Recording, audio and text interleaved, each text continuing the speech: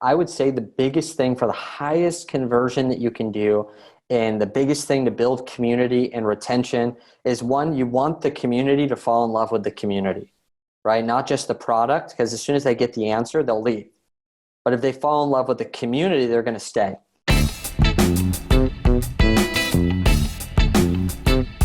Welcome back to the Outsourcing Scaling Show. My guest today is Nick Bayerle. Nick, how you doing today? I'm doing great, man. Appreciate you having me, dude. I'm excited to get into some good stuff and help people gain some freedom while actually still making money and not like negating their profit margins, which I know is some stuff that you do as well. Definitely. So for those of you that don't know, he's the CEO of Billion Dollar Body. He's a host of a top-ranked podcast, been featured in Forbes as a seven-figure entrepreneur and ranked as a top 30 entrepreneur under 30. So we're excited to chat with you. We were talking before, you kind of have this mix of in-person team and remote team, so we'll talk about that. But before we do any of that, let's take a gigantic step back. What were you like growing up as a kid? Were you a straight-A student? Were you a rebel? Did you always know that you wanted to be an entrepreneur? Well, first off, you probably know already that I'm not that great with technology, and I probably should have someone else outsourced here to be able to help me set up my microphone. That took a little while, but yeah, I would say I was always an entrepreneur, but I would say I was an athlete before that. I would say I was always growth minded. For me, entrepreneurship was not something I just wanted to do. It's something I kind of fell into because I knew I wasn't good enough to be an athlete. So when I was growing up, I was the youngest kid in the world to start racing bicycles. And then I started racing motorcycles at 4 years old. So it was like 2 years old bikes, 4-year-old motocross. My parents split up. And that's really where I started feeling like a lot of the things that set people back, which is like things that happen in your past when you're younger and they still affect you to this day, whether you had a perfect home or not. Well, I didn't have a perfect home. My dad didn't like my mom didn't like my dad, and that was super difficult. But I remember my dad teaching me a few things along that path, and one of them was that if he had a weed whacker and a lawnmower, he would never be broke because if you can always exchange value for dollars. So I never had a thought of getting a job growing up. It never was something that I thought I had to do. I always knew I could go out there and somehow exchange some type of value for dollars, though you want to get past that point of being the person who is the value inside of the business, which that was something I didn't learn right away. Because my dad owned a carpet cleaning business and he still was one of the technicians out there cleaning carpets, and he never graduated truly fully to just being the manager or being the owner of that business. He was still the person providing the service. And really, I would say that it wasn't until I discovered my responsibilities, which probably is going to speak to a lot of people that are listening right now, is that when I got married and I didn't have to just think about myself, because that's all I was thinking about up to that point was just getting enough money to like be able to sleep in a joint, apartment with some of my other friends, to be able to go after my passions and what I love. As soon as I got married, I felt the responsibility of the provider of the home. And actually the number one cause of shame in men inside of America, at least, but I assume across the world, is the inability to be able to provide for the family.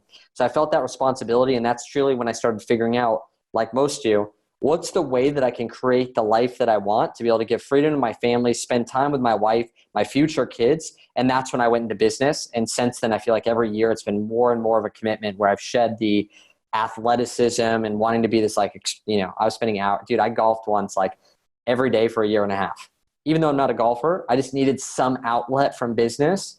And I wasn't putting that effort into my business. And it took that to build at first. And now I have the freedom to be able to go surf and things like that later on. So that's kind of like my progression of going from, an athlete to becoming an entrepreneur.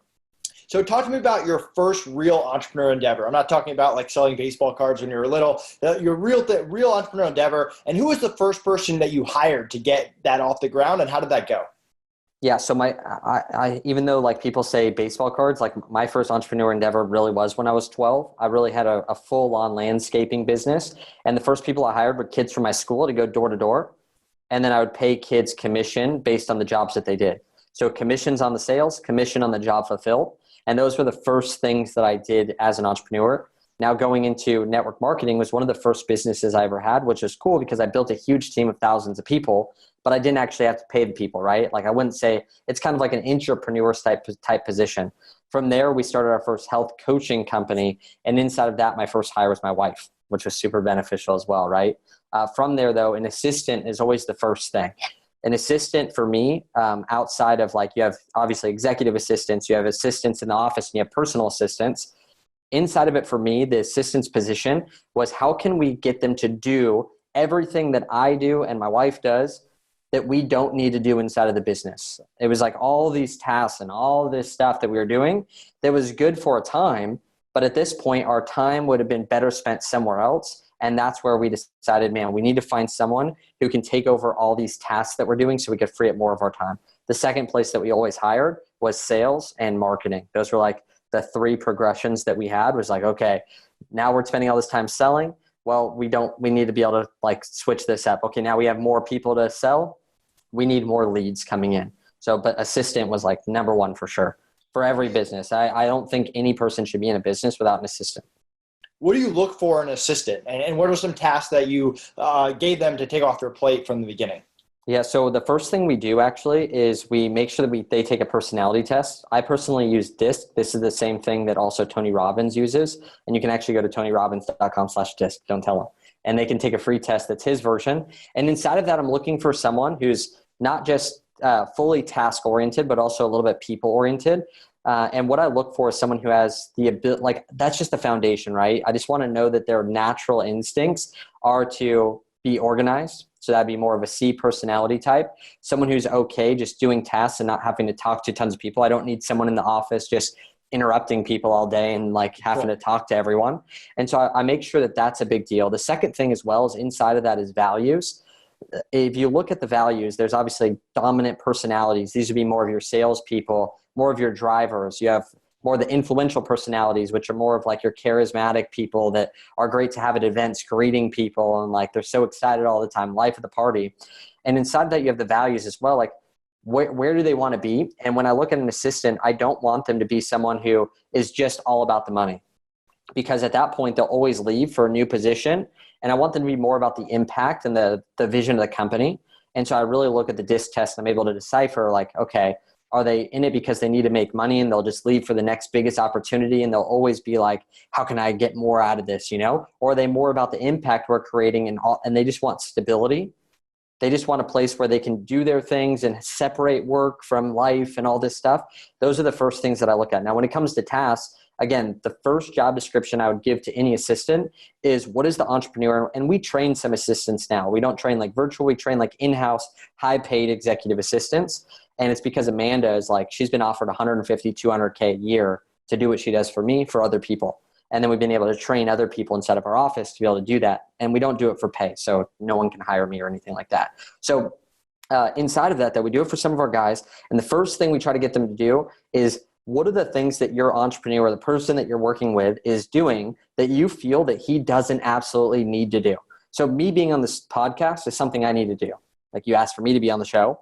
I'm the one that's talking. I can't outsource this part of it, but I can outsource every single part outside of that I don't absolutely need to do. So for me, a lot of that comes down to photo editing, video editing, reaching out and booking. Like we do a lot of sponsorship for events. So our assistant will reach out to all the companies with the script that we created. We do stuff when it comes to booking on podcasts. I'm on podcasts almost every single day. And that all comes from a strategic way that my assistant is reaching out to different platforms and making sure that they know who we are and using our scripts. So ultimately like video editing, picture editing, email inbox, like all those different little things that don't really need to be done by you. It's like, where's the most of your time going that's making the least amount of impact that you don't actually need to push the button inside of your business? And I make a list of those things and I start training and teaching in those areas. I love it. Well, what about sales? I feel like sales, a lot of people struggle with to really not only hire for, but to teach, but then also retain afterwards. What's your mentality when it comes to a good salesperson? Your compensation drives behavior. This is the exact opposite of hiring for an assistant. We've hired sales in multiple different companies.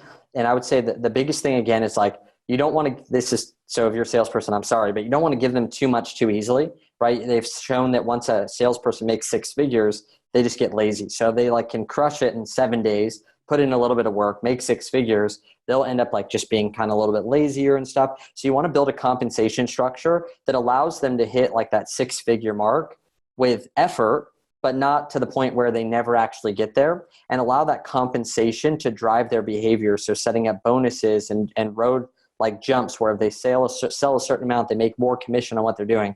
And when it comes to hiring, I use the DISC as well. I usually am looking for a DI of some sort so that they're dominant, like they're someone who can ask for a sale. Whereas their number one fear is like, what do people think of them? So if they don't have a lot of that D personality, that drive, that A player style, a lot of I can look at is like college athletes. They're usually going to be pretty good at sales. So when I look at their DISC test and I see that, okay, they're high I, but they have no D, they're going to be everyone's friend on the phone, but no one's going to buy from them because they're too scared to ask for the sale because they're too scared to be rejected by someone that likes them. Whereas if they have just D and no I, now all of a sudden I'm looking at it and I'm going, okay, this guy's going to be a jerk. Because he's going to be like, so are you going to buy or not? Like he doesn't care at all about what that person thinks of him. And he's just all about the tasks of making the sale. And so there's benefits of both sides of that. So I'm really looking for that outgoing personality that also has the ability to ask for the close. Does this have to be someone trained? Not always. And that's something I learned from my father as well, is that he used to hate untraining people of all the bad habits that they had learned. He'd rather just train and instill the good habits as long as someone has the foundation or the capacity to become great in that area. And the second thing that I would say is like, prove it yourself first. Like go out there and make the sales and make sure that you can create the structure that for someone to know that they're successful. There's nothing worse than like throwing person into a position, not knowing how much they should sell. They don't know what it takes to become successful. Like they don't know the proven path and you're just kind of like, okay, go do it. And like, let's say you have it where if they sell 30K, they make 15%, but until then they make 10%.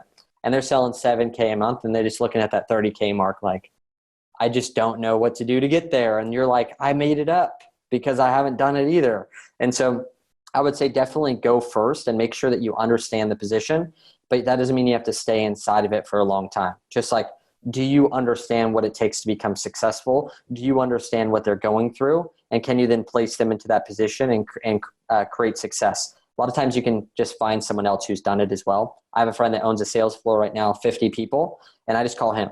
Hey man, this is what we're doing. This is what our product is. This is our price points. What would you advise me to do on this? And that's the power of a network and listening to a podcast like this. I love it. Let's talk marketing. We're going around the horn. What do you look for in a marketer? And are you looking for someone that has a lot of different skills that can do it all? Are you looking to specialize? I know you mentioned that you enjoy training someone from the ground up. Is that the same when it comes to marketing? Yeah, so I would say for really good marketers, absolutely. For people that are like phenomenal visionaries and they know that all the strategies, then definitely do that. But what I found is that as the progression of a company grows, and I learned this from my friend Brandon Poulin, he does 60 million right now at 25 years old, and they have over 100 employees. And he scaled the company up to about that point with just teaching a girl going to high school, how to run ads the way that he did and did all the media buying. But at some point, it took him going out there and buying out an entrepreneur because the entrepreneur knows how to do it. And the way that he did that is you look at the size. Let's say there's a guy out there who owns an agency, but maybe doesn't want to sell all the time, wants a little bit more job security and wants to be a part of a winning team. He has a certain amount of profit inside of that agency. So if he's doing 50K a month, that's a pretty good agency. Good job. Like, congrats. But inside that 50K a month, he has a profit of, let's say, 15K a month, which probably is still pretty good. And so if he goes out there and says, hey, we're willing to pay you 15 or 20K a month to come and work with us, but you don't have to worry about any of these accounts anymore, and you just get like $1 million a month ad budget, that person's like, oh my gosh, like he knows what he's doing. He gets to go in there and he really gets to take the business to the next level. So when I first started hiring for this position, because I'm in like Russell Brunson's inner circle and like I'm around the top marketers in the world, I had the vision for it, but I hated pushing the buttons and like all the little nuances of creating all the audiences and retargeting and setting up the actual ad. So because that, I looked for people that were students of really good programs. They were not good at selling, but they were really good at like, they knew what to do. They could run the play if you set it up, and they had creative ideas and they were pretty good at what they did in my specific niche. So I'd be around the events, ticket sales, and high ticket coaching and lead generation via email. Like that would be me, right? So I'd be looking for people that, one, they were a student that specialized in that area, and two, you can really catch them at the beginning because usually a marketer isn't that good at sales. And so they're really good at pushing the buttons. They'll win if they get a client, but they're like struggling to make that close. So then you ask them, how would you like to come move to sunny San Diego, live inside of our office, or, not live here, but pretty much, be inside of our office and not have to sell anymore, but you can really gain the skills, talents, and abilities and just do what you love to do, which is marketing. And a lot of times they'll be like, oh man, like I don't have to worry about sales and trying to close and doing all that. I can just focus on what I'm good at. So I'd say at least do that. But if you have a budget, I would hire a full in-house really good person, which would be Brian Delaney. Brian Delaney's phenomenal. He's convinced me. He's not cheap. It's $15K if you just want to sit down with him for a day. But he's someone that can build out everything and manage everything, and they're already proven and really good at what they do. So it just depends on the budget, your skill set, and what you want to do. The very first one would be like, have someone test out ads for you and maybe do a trade, or maybe do a month where it's like a test trial period where it's only like $1,000 or $1,500 to have them set it up for you. That's a student of someone who's really amazing. So I took a student from Douglas James. He does like marketing for local businesses. Maybe you take what's the top students from other people's courses that are really expensive, and then take their students that are doing really good and have them test out stuff for you, because you know that if they were a good student, they're going to know everything that really good person knows. I love it. Let's talk about the $1 billion body. Well, how did that come about? What's the story behind it? Tell the audience what it's all about.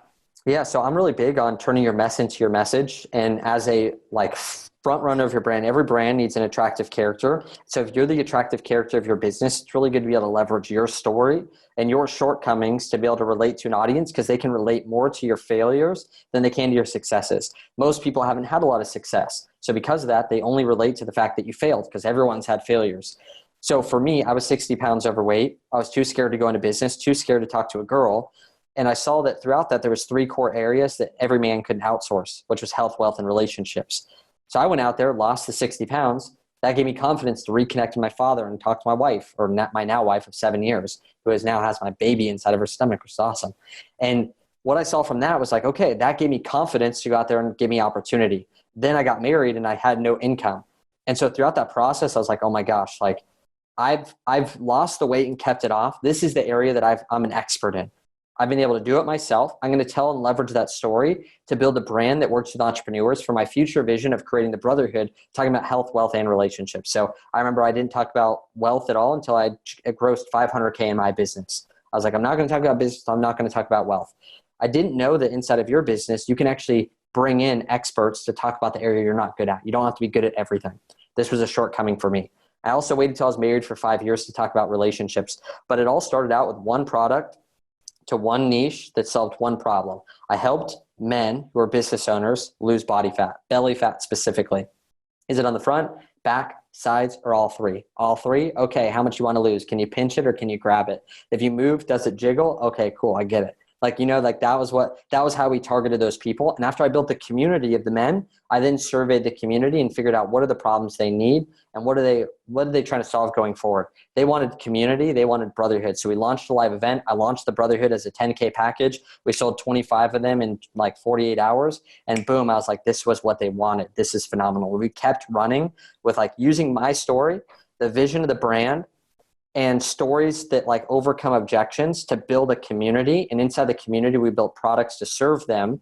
And we've consistently just built products to continue to serve the community rather than making the community buy the product.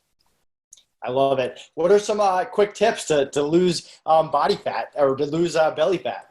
Yeah, so the biggest things that I would say right now is that there's 5 core functions of health, or the 5 physical attributes. And you got breath, hydration, sleep, nutrition, and exercise. Most people think nutrition and exercise are the most important thing. It's not, because if you don't eat and you don't exercise, you can live for quite a while. But try holding your breath.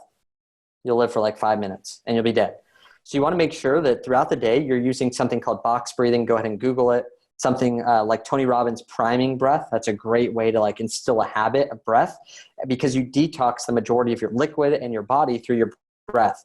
People are always afraid to eat pigs because they don't sweat. Well, they sweat through their mouth. Same with dogs, right? So we detox through our mouth.